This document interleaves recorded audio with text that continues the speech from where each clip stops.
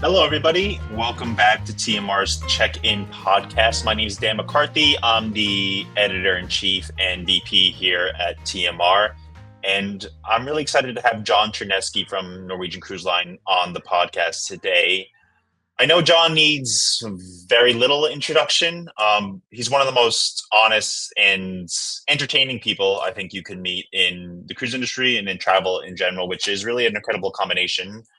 Makes for a great interview, but he's always really great to talk to, and the conversation spans sort of what's going on in NCL, a check in on his 2 years into his tenure at the cruise line. So it was really great talking to John, and we're going to get to the conversation in just a couple of minutes. But first, I'm almost literally right off the plane from Salt Lake City for this week's Travel Advisor Conference from ASTA. And there's just a few takeaways I want to share with you all before we get into John's conversation. For those of you who don't know, the conference, which used to be the global convention for ASTA, is probably the association's single most important domestic event. I know the Asta River Expo has sort of blown up in popularity over the last few years, but the annual conference, the annual convention, the TAC, as I guess it's known now, is really always feels like a homecoming for the industry. When you go to these industry conferences, which I know so many of you do pretty consistently, there's always a common thread, connecting members, connecting people, connecting attendees. A lot of that is depending what group you are in. So if you're in Signature, the Signature Annual Conference, you all sort of have that common thread of being a Signature agent. Same thing with Virtuoso or Travel Savers or any of the other smaller groups.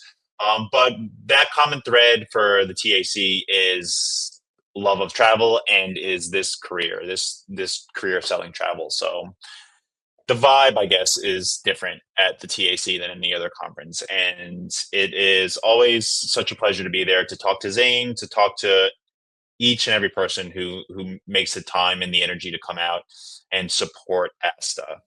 I know it's clear for so many people, but the work ASTA does is just incredibly relentless, I think is the best way to put it. If you're a member or not, you're benefiting from ASTA. If you're a travel advisor actively selling or you're not, you're actively benefiting from ASTA, which is, I think, is something people easily forget, but something that you will see pretty clearly if you ever attend one of these conferences or if you ever attend Legislative Day as well.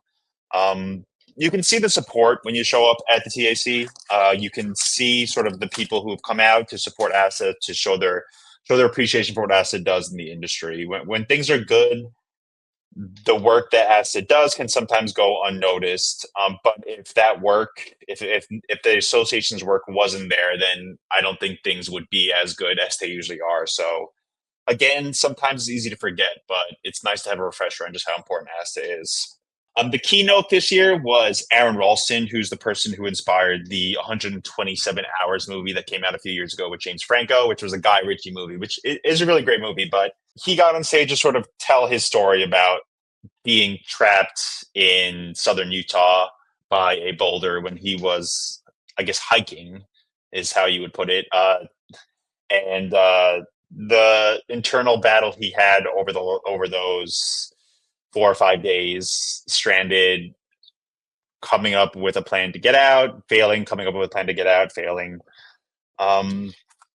It was really an inspiring story, and ASA always does a great job of getting these speakers out and sort of headlining the program. Last year was Venus Williams, so I took a lot away from Aaron Ralston's talk. I guess it's about dealing with figurative and literal boulders in your life and sort of coming up with a way to get over them and move on to the next challenge. It did not inspire me to become a climber or a mountaineer or anything like that, but seeing someone's perseverance, I guess. And if you watch the movie, you'll see it sort of laid out in artistic form. But seeing someone with that level of perseverance and being able to sort of have that level of self-reflection, I think is incredibly inspiring. And I guess the last thing I'll say before we start the conversation with John is that the travel industry seems to be in a really interesting place now. Oh, again, I think I mentioned it before, but we're a few years away from COVID. Like the weight of COVID and then whatever slingshot effect we got with consumer demand coming out of COVID, I think has officially run out and has probably run out a few months ago. I don't know what the industry is going to look like in 5 years. There seems to be a lot of movement within the industry when it comes to how agents are operating and comes to sort of this new class of agents that are coming in and taking on this career. I'm really excited to see what happens. There's a lot of interest, not just in the travel industry in general, but in the travel agency segment. And I think it's going to be a really exciting time for people who have put blood, sweat, and tears into this career. I know the consumer demand for the services travel agents provide is trending pretty high, and I don't see that going anywhere. But how travel advisors work, how they interact, the role of technology within the profession, the role of consortia and host agencies, it seems like we're on the cusp of something pretty significant change wise, and something that we'll be able to recognize looking back 5 years from now. So exciting times for all. I really enjoyed my time in Salt Lake City, and I really enjoyed this conversation with John. So thank you all for listening, and hope you enjoy the check-in with NCL's John Chernesky.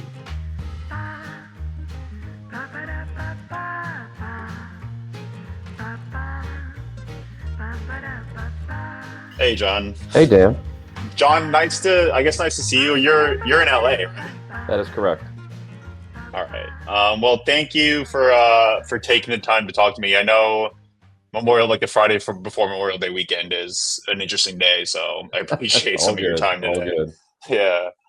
All right. So I know we're going to talk a little bit about Aqua, a little bit about sort of the partner stuff, but it's been it's almost last month was 2 years since you joined NCL, right? Yeah, but who's counting? Yeah. Well, that's what I was going to ask you. Like, is that a date that you mark? Did when the anniversary comes, do you realize it's been 2 years? I did, not as though it's like I'm counting down the minutes or the days or anything, but it was a Yeah. great, I don't know, just a point in time to reflect and kind of celebrate some wins, keep focus on opportunities, remind my boss how great it is that he hired me 2 years ago. I think that was the first thing to do. But no, it's been great. It feels more than two, I'll be honest with you. It feels like 4 to 5 years because I feel very embedded within the culture and part of the team. And yeah, it does not feel like 2 years. Yeah, that is interesting because the conversations I have now with people around the industry, everyone talks about how quickly time is moving. Like since the pandemic in particular, years seemed like months, months seemed like weeks. It just seems like I can't believe we're almost done. Well, we're 2 months through Q2 in Yep. this year, but it just seems like it's interesting. You're having a different experience with how you feel like time is moving. Without a doubt. And then on a personal side, my boys, today is their last day of high school, and they are hopefully graduating high school and then off to college in August. And I just can't believe it. So I guess as you get older, time moves faster, they say. The days are long, but the years are short, kind of thing is very true. But yeah, it's a great reminder to take advantage of every day we have. And it's never dull around here, I'll tell you that much. Yeah. Well, congratulations to you and your family. Then they're your boys are twins too, right? Do I have that right? That is correct. All right, cool. It must have been interesting. We don't have to get into it, but it must have been interesting having twins as part of your family. That's something I'm Oh, incredibly unfamiliar with. yeah. Well, my wife is a twin, and so, but I have an older sister, so I was not used to it. And I will say that especially when they were really young, I would say the first 2 years was a living nightmare. We didn't sleep a lot. It was just, it was awful. And then as time moved on, I've loved it because we wanted two kids to begin with. We had kids a little later in life. Got them done. They've been, close, and we're a very close family. And so I've really enjoyed being a parent. Not that I wanted to be, it wasn't my idea, it was my wife's idea. But it's been awesome. Yeah, I the twins thing is again it seems like magic to me when I think about it. It doesn't seem it seems like something I would see in, well, obviously television, but I don't know. Like I imagine like it was an experience for you if that something wasn't a part of your life, but Yeah. it just seems like it would make for an interesting time. I guess is how Interesting I'd is a put it. good word. Yeah. Do you have kids, Dan? No, I don't have kids yet. So it's may hopefully something I'll be able to experience in the future. So All right. Well, good luck. I wish you well if you decide to have kids. Start saving now I for college. appreciate I'll just it. tell you that much. Literally, All start right. saving right now for college. Well, I like having two twin boys? Are they going to be separate in college next year? Is that the plan? So they're going to the same school. Funny enough, the Okay. same school I went to, the same school my dad went to. It's called Miami University in Oxford, Ohio. Yeah. I didn't expect that they were going to go together. I wanted them to, just for selfish reasons, that it would be easy to visit them and so forth. Yeah. One shot to Unfortunately, Ohio. Yeah. yeah, unfortunately, we don't get a 2-for-1 discount. I did ask, Yeah. but we don't. But it's actually a great school, and I'm really excited for them. And so they're not going to live together, so they're going to kind of go their separate ways, which is totally fine. But I'm thrilled they'll be on campus where I went to school. It's a beautiful campus and great school. So exciting times. Yeah, I think they have a good hockey team. Is that right, Miami of Ohio? Because I remember seeing that on ESPN, and when I was younger, I still remember this weird memory. But I remember being like, "Why is University of Miami in his hockey tournament?" That seems bizarre, but it was Miami of Ohio, obviously. Yeah. So Miami University Yeah. is in Ohio, founded in 1809. In 1809, Florida was still owned by Spain. So the actual name of Miami has no business being in Florida, but that's where everybody knows it from. But yes, Miami does have a great hockey program. Have had some good NFL players like Ben Roethlisberger, basketball players like Ron Harper Okay. back in the day. So not known for our sports, but we do enjoy the hockey for sure. All right. Well, congratulations again. It's Thank probably you. pretty exciting for you and your wife. So it's Yeah. just nice to get that little insight. Yeah. Yeah. All right. So I want to talk a little bit about Norwegian Aqua. I know there's a lot of excitement coming out of the debut earlier Yeah. this year. I'm curious, like for you and your team, like what is like the buzz like amongst yourselves, like you and your colleagues? Like, is there a lot of energy when you're debuting a new ship, particularly a new ship that is incredibly significant like Aqua? Yeah, without a doubt. I mean, we take advantage anytime we bring a new member of the family in. And Aqua, we were able to showcase Aqua in New York City to a couple thousand travel advisors. We had a great event in Miami for the christening and then the inaugural cruise there with like it was 500 of our top accounts came, and we were so thrilled that so many were able to join us because talking about it, looking at a brochure, looking at a video is one thing, and seeing it in person, experiencing it in person is obviously a whole different game. So we were thrilled that so many were able to join us. And I'll tell you what, my greatest thrill was the fact that I actually, and this wasn't even my idea. Normally, these kind of things are my idea because I'm a narcissist at heart. My boss, David, said, John, I want you to be part of the christening ceremony. And I want you to introduce our godparent, Eric Stone Street, on stage. And I don't think that's ever happened at another cruise line where the head of trade sales was able to be the guy on stage doing that and introducing. And so it was a personal thrill for me to be able to do that.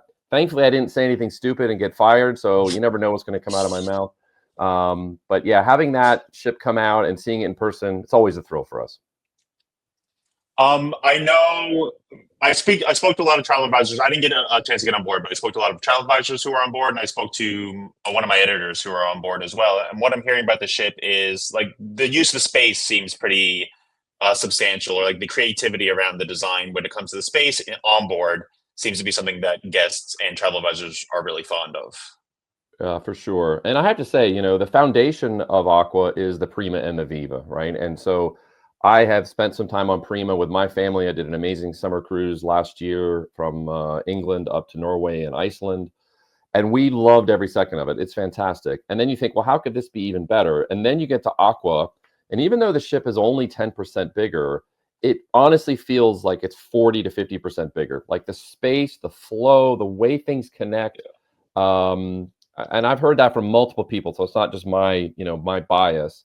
The decor, the finishing, like it's amazing that a contemporary cruise line like Norwegian has such a high standard of a product like Aqua. And I often joke, Dan, people say, well, what category is NCL in? Like what category are you in? And I say, is it contemporary? Is it premium? Is it luxury? What is it?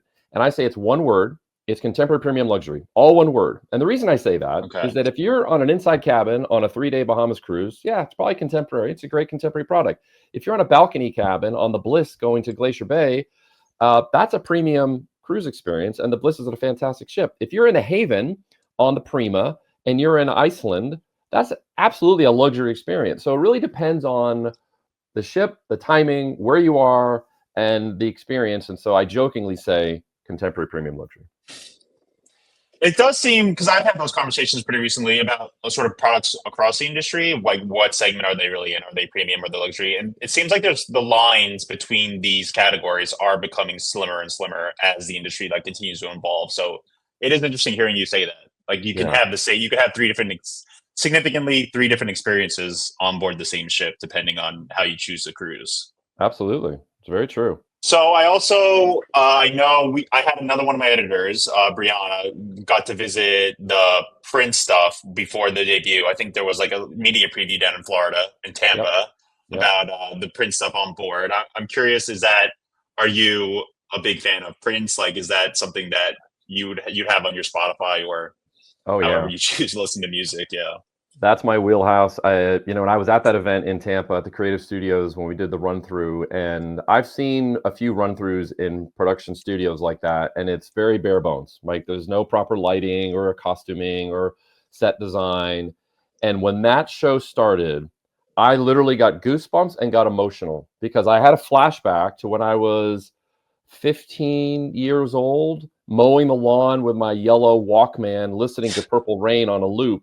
And it was just so special to experience. And then to see the show live on Aqua and the way that team, Brian White, our VP of Entertainment, Patty Wilcox, who's the show creator, the fact that we partnered with his estate to get approvals for everything we did. I met one of his family members on Aqua, and I was a thrill.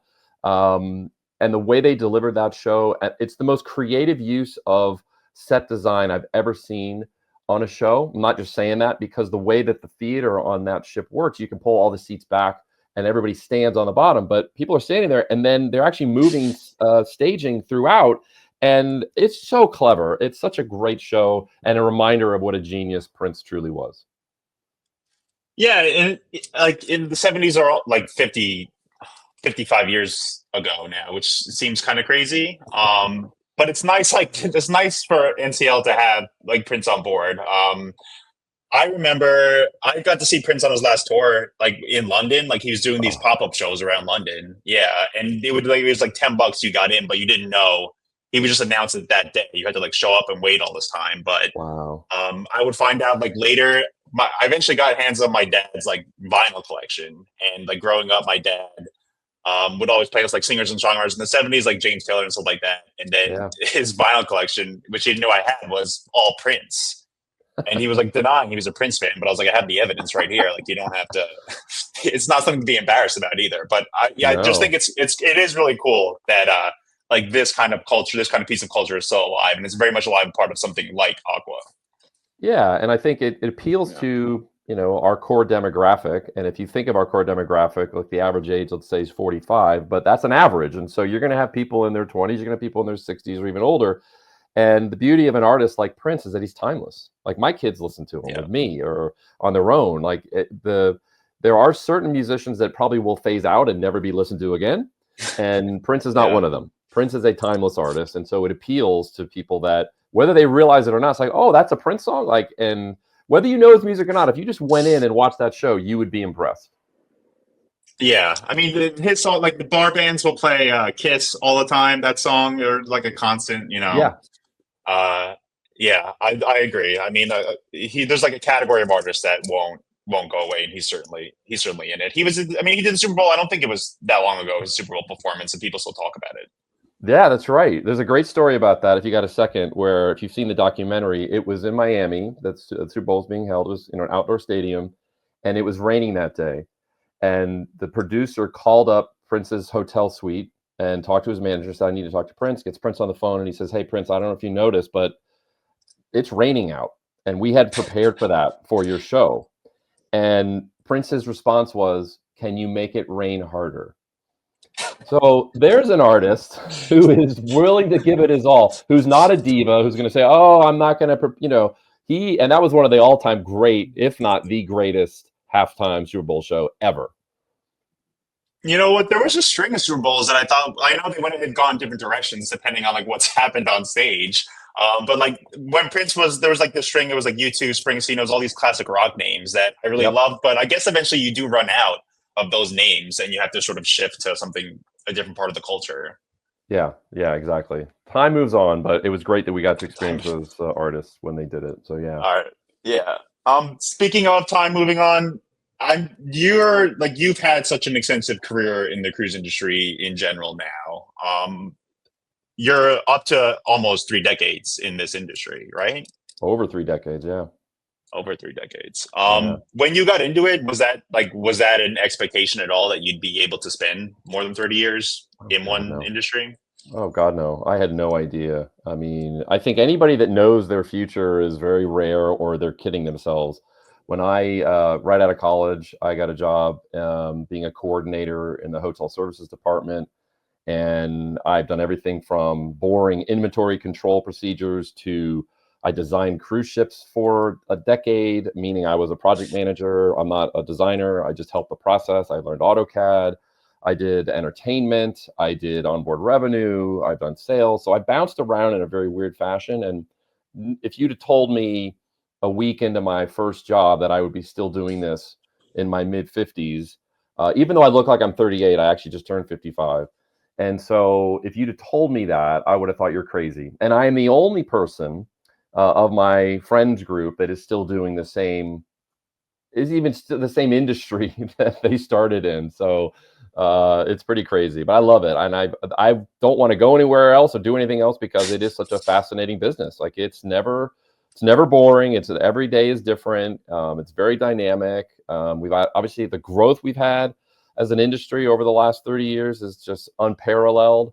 And where we are today as an industry, I really think it's I don't know if you call it the golden age or the golden era, because there is literally something for everybody. The innovation throughout the industry, just thinking of what we're doing on Aqua and the variety of dining and entertainment and the places we go around the world. 30 years ago, this type of experience was hard to come by. And Yeah. now it's just crazy to see what's being delivered every year. Yeah, I mean, you mentioned when you saw Aqua or when you saw Prima, your thought was, how can this be even better, or how can this get even bigger? And I can't imagine 30 years ago when those ships were coming out, I'm sure people had the same thoughts, like, how can we go bigger than this? And it seems like if you drop those people into the port of Miami today and sort of they took a stroll around all those docks, they Yeah. would have a heart attack from what they're seeing. Yeah. Oh yeah, it's amazing how it has grown up, and I think for Norwegian, our goal is not to have the biggest ship with the most people. Like we still are in a sweet spot of size that's important to us, Yeah. but to have those variety of experiences, like we said, from the Haven down to the rest of the ship. The Aqua has the largest haven of any of our ships that have havens, and it's just such a special place that I continue to enjoy it when I get to experience it, but also those clients that are the travel advisors that have their clients on there, they always say it's the top rated experience we offer and people never want to go back. It's like for flying first class, you don't want to go back Yeah. into the others once you've experienced it. Yeah, I imagine like you mentioned, it's a sticky experience. Like once people discover because you can do all the marketing you want, and then but once you get into Haven and you experience the perks and what the actual Yeah. experience feels like, I'm sure the repeat rate is fairly high. Oh my gosh, yeah, it is. People definitely go back, and it's one of our easiest sells that we have to make, and I think it comes down to not only the facilities great, but it's the service, like the level of staff, their caliber of service, and their focus. Every one of them treats you like you're in their home, and I've never had a bad experience. So we're very lucky to have the great teams that we have on board doing what they do. Yeah, and I'm again like bringing a new ship like Aqua onto the team. Yes, it seems like it would sort of jolt everything. Yeah. Like so like what does that buzz eventually wear off? Because I know there's new projects down the line. I know there's new ships coming from NCL, obviously, but like how long does this momentum sort of carry you when you do debut a new ship? Yeah, it's a good question. I think, in many ways, you're only as good as your last ship. and that's what you're measured on, and that will go away soon when Luna, the sister ship to Aqua, comes out next March/April. But we also are very fondly reminded that ships like Aqua will still be relatively new. Prima, in my mind, is still a fantastic ship class. And I think the most important thing we do is not just build new ships, is retrofit and upgrade our existing fleet. Because when you have, I've just spent some time on the Joy, so it's not our newest ship, but it feels like it. Like it's so fresh and so welcoming and such a good ship design that we're never forgetting the older siblings, right? It's not just the new sibling that gets the attention. You got to keep everything fresh, and that's one of the great challenges of this business is that time moves on, and things can look stale if you don't take care of it. And Mark Kansley, our head of hotel operations, and his entire team, and the group that does all the upgrades in various dry docks, there's a lot of money spent, millions of dollars spent each year, making sure these ships look as good as they can. Yeah. So we spoke a little bit in the beginning. It's been 2 years almost to the day since you've joined NCL. I was doing some research from when you first joined, and I'm at Cruise World. You spoke on stage and you said you were talking about sort of NCL's relationship to travel advisors, and you gave the team at that point. You said we're doing our grade right now would be a C. I'm curious if we could sort of revisit that question now that it's been 2 years you've been on the team, and it's been 2 years sort of you working with the partners around the country and North America. Yeah. So that grade of a C came from not just my subjective opinion, but from a very detailed survey that we did of both frontline travel advisors. Almost 8,000 of them at that time completed it, and a couple hundred of our agency owners and managers. And we deliver two different surveys because they have different perspectives on the business. And we've done it every year. And we're actually just about to issue our survey for 2025. And so we rate ourselves on a number of categories, but the most important category is how easy are we to do business with? Because in this world where travel advisors are supporting multiple cruise lines, multiple resorts, airlines, insurance companies, whatever it is, it's a very, very crowded space and very complicated to understand.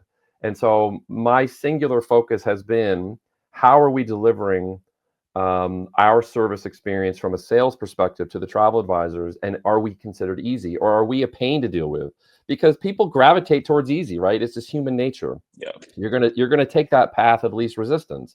And so last year in 24, we were B students, so we made good progress, and we'll see what this year's survey produces. And just for clarity, what we're asking them about is, how quickly do we resolve problems? What are our systems like? What's making a booking like? If you've got a problem with a group, how quickly do we solve it? How are we from a marketing investment perspective? All these things come into play, right? And again, whether you're a frontline advisor or whether you're running an agency, is a very different view on the business. But we want to understand both perspectives and be open and honest and say, hey, we realize we're not great in this. We need to get great. And it's going to take us 3 years, but we're working on it. So just having that transparent conversation, I always find, is the best way, because I don't want to BS people and tell them something that they know isn't true. That's not my style. It's not our style. And I think it's resonated. It's throughout the company. We're trying to be easy. And so we'll see where we landed this year. Which we went from a C to a B. Where did you think you made the biggest strides over that time period? And I guess what are your expectations with the results coming later this year, I guess? Yeah, well, going back to my own academic career, I was never a great A+ student. So, an A- would be awesome. I think that'd be awesome. I think the progress we made from a C to a B was because of a couple things. One was our sales support. We weren't very good at getting people quick answers, and we were making them jump through hoops. And there's, it's not to say it's perfect today, but it got a lot better. And the way we're structuring that team and their focus and how we get answers to people quickly was important. The air department and our air program. We have this amazing BOGO Air, buy one, get one free air program that's part of More at Sea now. It used to be part of Free at Sea. And as a company, we supplement air costs millions of dollars a year. We're helping people get free air. The problem with when you get that free air, it may not be the most convenient air ticket. You may have to make a connection or not be at an airline of your choice. But my message to the team was, and when we talk to the travel advisors, say, you have to sell this to the right client. Not everybody likes a free air ticket because it comes at a cost to their convenience. So sell it to the right guest. So those kind of things. But then the air department's done a much better job of ticketing, getting tickets done and issued earlier, solving problems faster. So kudos to them and the work that they've made. And then also our booking engine, which still has a long way to go, but we launched a new system called Quest, which is, again, I think we're at tip of the iceberg functionality wise, but it's showing them that we are listening and trying to make it even better. So those three things jump to mind as to why we went from a C to a B. And if we take a B plus or an A minus ranking this year, I'll be happy. It is. I mean, that feedback is obviously important. It feels like you and your team will make changes or develop strategies based on the feedback you're getting from the partners, right? Absolutely. And if there's things Yeah. we can't fix, and I don't have a good example that comes to mind, but going back to me being transparent and honest, if somebody asks me to fix something and I know I can't fix it, I'm going to tell them, I'm sorry, I can't fix that, but let me try something. Let me come up with an alternative. You know what I mean? So if you say to people, oh yeah, I'll go fix that, and then walk away and don't do anything about it, then that doesn't land well. And that's not being a good partner. Yeah. And for us, our slogan is partners first. And that's really what we try and live by. We spoke a little bit about sort of the growth of the industry, and you spoke about the growth of NCL and things like that. Clearly, things are more competitive. There are more operators, there are more ships, more destinations. Yep. I'm curious, like, does that growth of the industry, does it make it more important to be a partner to be a good partner for the travel trade? Like, are the travel advisors, are their role in this industry, in this sort of consumer choice environment, is that becoming more important because of how busy the industry has gotten? I would say absolutely. I also think no industry has been predicted to go away more times than the travel agency community. For decades, people have been saying, "Who needs a travel advisor? They're going to be dead in just a couple of years." And I've never understood why, because if you look at the service and the value proposition of working with a travel agency and the time it saves you, the expertise, you work with a financial advisor, so why wouldn't you work with a travel advisor, somebody that does this for a living and can help give you tips and tricks and making your limited vacation time that much better? So the fact that the trade is in a position now where it's truly never been stronger, is awesome to see, and I love it. I'm a big advocate of the trade, always have been, always will be. But then in terms of when it comes to the importance of, as you said, all these suppliers trying to get their attention, vying for their Yeah. attention, absolutely. You need to be on your A game. And that's why it's important for us to not just set a goal for being easy, but to measure ourselves and be honest with ourselves and say, are we there or are we kidding ourselves? Because if we're kidding ourselves, like, let's go do something else. We got to figure out a solution to this because, and thankfully, we're in a good position and we get great feedback and great partnerships. And, just going back to what I said about the number of agency partners that showed up for us on Aqua during the christening ceremony, I was honestly just blown away by the time everybody took to share with us, to be there, to celebrate the new launch, but also to meet with us in person. That was a testament to our strength, I think, in the trade right now. But listen, we can always be better, and that's our goal. We never rest on what we did yesterday. It's always about what can you do tomorrow. Yeah, and again, like you just mentioned, having David invite you on stage to be part of that ceremony, is kind of a point onto itself. Like, that's a Yeah, pretty significant move by him and by the company in general. yeah. I guess just to wrap up, I mean, any other big priorities for the trade or for your team in general, like throughout the rest of the year? Again, like, we're almost halfway through 25. Yep.